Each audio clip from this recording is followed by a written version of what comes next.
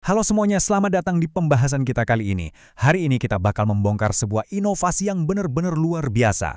Pernah kepikiran nggak, limbah dari industri kelapa sawit yang kelihatannya sepele, ternyata bisa disulap jadi pakan super untuk unggas? Apalagi buat itik petelur. Ini bukan cuma soal ngasih makan hewan, tapi gimana kita bisa memaksimalkan keuntungan peternakan secara drastis. Kita langsung aja masuk ke tantangan terbesarnya nih. Gimana caranya kita bisa memangkas biaya pakan sampai 25% tanpa sedikit pun mengorbankan kualitas? Kita sama-sama tahu lah ya, harga pakan standar sekarang makin gila-gilaan. Biaya pakan itu bisa memakan 60-80% dari total biaya produksi. Angka yang fantastis kan? Makanya, nemuin alternatif pakan yang murah tapi gizinya tetap tinggi itu udah bukan sekedar pilihan lagi, tapi syarat wajib buat bisa bertahan dan cuan di industri ini.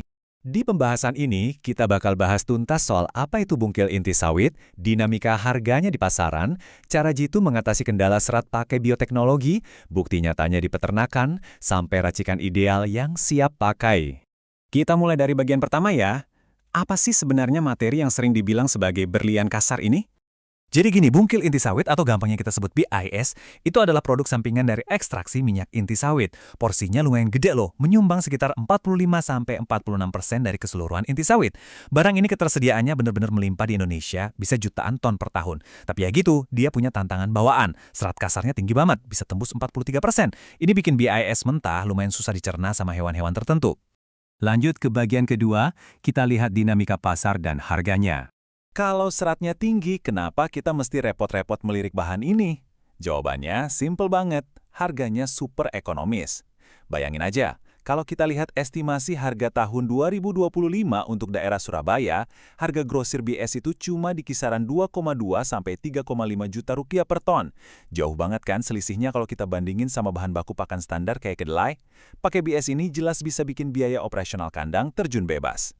Tapi, ingat, harga ini nggak selalu diam di tempat. Ada 5 faktor utama yang bikin harganya naik turun. Mulai dari kualitas dan kandungan proteinnya, harga minyak sawit mentah atau CPO global, terus ongkos kirim karena pabriknya kebanyakan di luar Jawa. Belum lagi urusan tarik-menarik supply and demand di pasar, sampai kebijakan dari pemerintah. Jadi, sebagai peternak yang cerdas, kita memang harus rajin pantau pergerakan pasar ini. Nah, sekarang masuk ke bagian ketiga.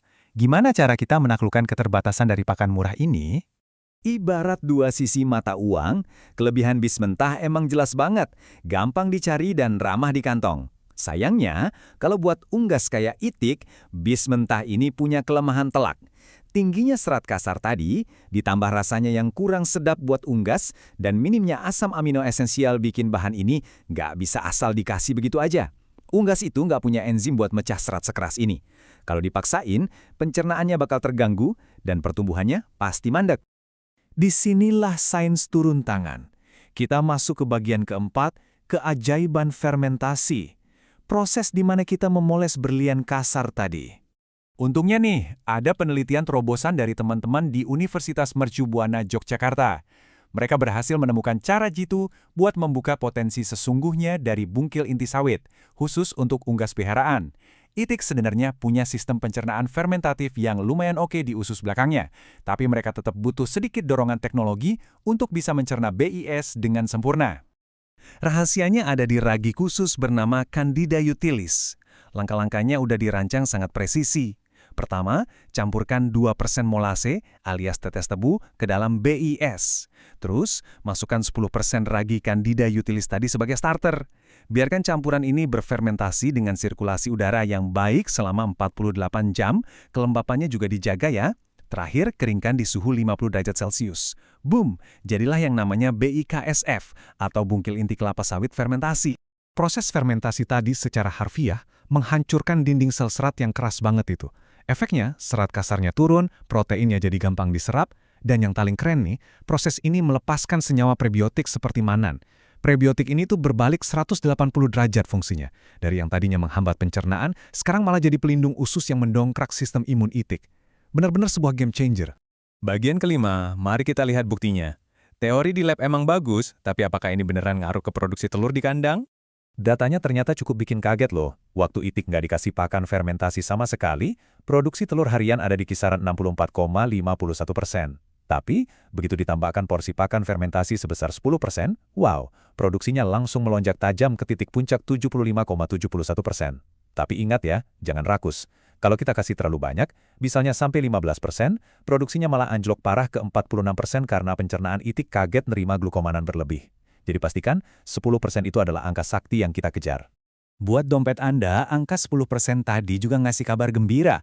Evaluasi margin keuntungannya, atau selisih dari penjualan telur dikurangi ongkos pakan, mencetak rekor paling tinggi di angka Rp5.467 per ekor. Hasil ini bisa dicapai berkat kombinasi produksi telur yang maksimal, tapi modal pakannya sukses ditekan. Dan ini nih bonus yang bikin geleng-geleng kepala. Anda tahu kan kalau telur itik itu identik dengan kolesterol tinggi? Nah, serat dan manan dari pakan fermentasi tadi ternyata aktif mengikat cairan empedu di pencernaan si itik. Karena empedu ikut kebuang, itik terpaksa narik cadangan kolesterol dari darahnya buat bikin empedu baru. Hasil akhirnya, telur yang dihasilkan punya kadar kolesterol yang jauh lebih rendah. Jadi nggak cuma dapat telur lebih banyak, Anda juga menghasilkan telur yang jauh lebih sehat dan pas banget buat tren pasar sekarang. Oke, kita masuk ke bagian terakhir, bagian ke-6. Gimana sih racikan yang pas buat dipraktikkan? Biar nggak salah langkah, ada beberapa tips nih. Waktu beli bis, pastikan warnanya coklat cerah, teksturnya kering, dan nggak bau apek. Selalu minta sertifikat analisis dari supplier buat mastiin kualitasnya. Untuk racikan ransumnya, campurkan 10% bis yang udah difermentasi tadi dengan 20-30% dedak atau bekatul. Terus, lengkapi paket 30-40% jagung giling. Jagung ini penting banget buat ngasih asupan energi yang tinggi, sekaligus bikin warna kuning telur makin merona. Nah, dari semua ini, kita bisa narik kesimpulan yang lumayan bikin mikir ya. Kalau limbah sawit aja bisa disulap dengan ragi jadi pakan super yang bikin untung gede dan nelurin telur rendah kolesterol, kira-kira inovasi gila apa lagi nih yang ada di sekitar kita dan tinggal nunggu buat ditemukan? Semoga pembahasan kali ini bisa langsung dipraktekkan dan bawa berkah melimpah buat peternakan Anda.